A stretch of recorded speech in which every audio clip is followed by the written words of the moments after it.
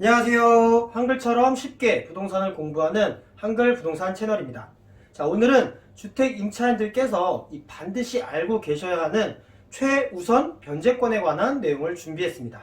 이 최우선 변제권은 임차주택이 경매로 넘어갔을 때 이 임차인의 보증금의 전부 또는 일부라도 안전하게 회수할 수 있게 보호해주는 법적 장치입니다. 하지만 이 보호를 받기 위해서 임차인이 갖추어야 할 요건들이 있습니다. 다시 말해서 이 요건을 갖춘 임차인은 최우선 변제권을 인정받게 되지만 이 요건을 잘 몰라서 갖추지 못하는 임차인은 최우선 변제권을 인정받지 못하게 되는 거예요. 또 이미 알고 있는 우선 변제권과 이 최우선 변제권의 개념을 혼동하는 분들이 있는데요. 자, 이 둘의 요건을 반드시 구분을 해서 알아두셔야 합니다. 최우선 변제권이란 임차인의 보증금 중 일정액에 대해서는 다른 담보물권자들보다 우선하여 변제받을 수 있는 권리를 말합니다. 또 국세기본법 제35조 제1항 제4호에 따르면 주택 임차인은 보증금 중 일정액에 관해서는 국세 또는 가상금보다 우선해서 변제받을 수 있습니다. 이 표현에서 짚어봐야 할 부분이 있습니다. 바로 후순위라는 표현이 빠져있죠. 그게 바로 포인트예요.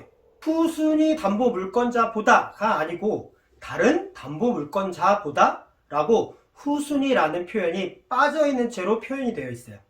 자, 소액 임차인들에게 매우 중요한 포인트인데요. 바로 이 순위와는 상관없이, 즉 나보다 선순위 담보물권자가 있더라도 임차인 보증금이 먼저 배당을 받을 수도 있다는 얘기가 됩니다. 쉽게 말하면 경매 절차에서 새치기를 해서 보증금을 먼저 배당받을 수도 있다는 얘기가 되는 거예요. 자, 우선 변제권과는 완전히 다른 내용인 거예요. 다만 이 최우선 변제권의 새치기 아이템을 사용을 하려면 일정한 요건을 갖추어야 합니다. 우선은 임차인의 보증금이 주택임대차보호법에서 정한 일정 범위 이내의 소액 보증금에 해당이 되어야 최우선 변제권을 인정해줍니다.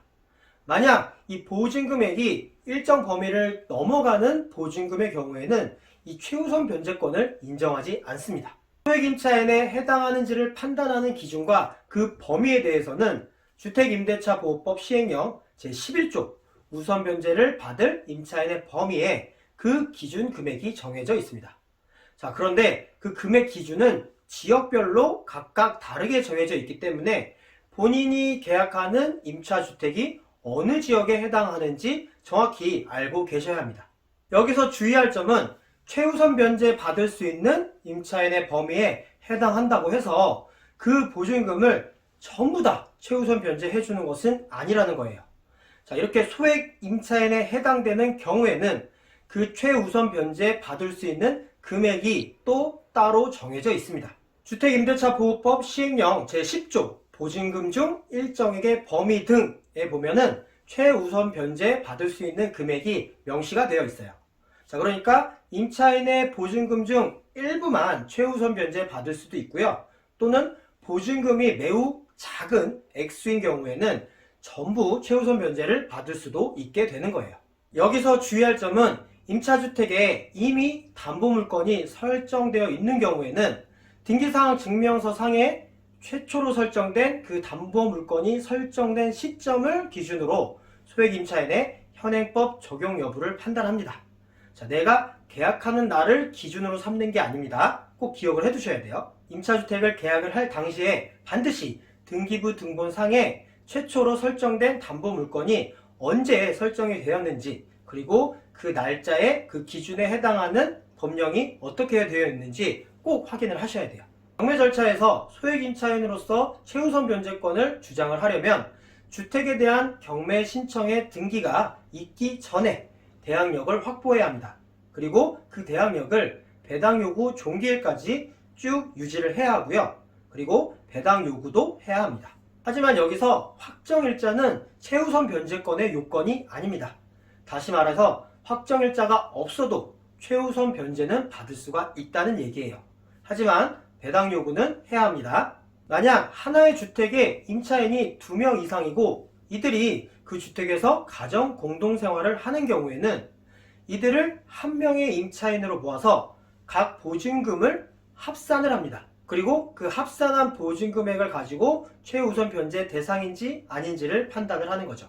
그렇게 해서 최우선 변제권을 악용하는 것을 방지를 하고 있습니다. 만약 임차인의 소액보증금이 주택가액의 2분의 1을 초과하는 경우에는 주택가액의 2분의 1에 해당하는 금액까지만 최우선 변제 받을 수 있습니다. 나머지 2분의 1은 다른 담보물권자나 채권자들을 위해서 남겨두는 거라고 보시면 돼요. 자, 그럼 만약에 하나의 주택의 임차인이 2명 이상이고 그 각 보증금 중 일정액을 모두 합한 금액이 주택가액의 2분의 1을 초과하는 경우에는 어떻게 나누어서 배당을 할까요? 자, 주택가액의 2분의 1에 해당하는 금액을 각 임차인의 최우선 변제의 금액의 비율로 안분해서 배당을 합니다.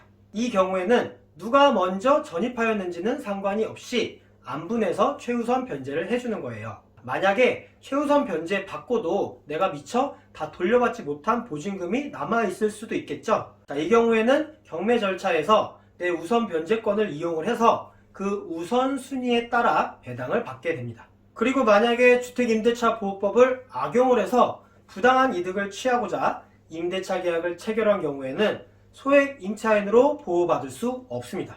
오늘 이렇게 최우선 변제권에 관한 대략적인 내용을 알아보았는데요. 자, 이 최우선 변제권에 관해서 알아야 할 내용들이 아직은 많이 남아있어요. 그래서 다음 시간에 이어서 좀 더 구체적인 내용으로 한번 공부를 해보도록 하겠습니다. 감사합니다.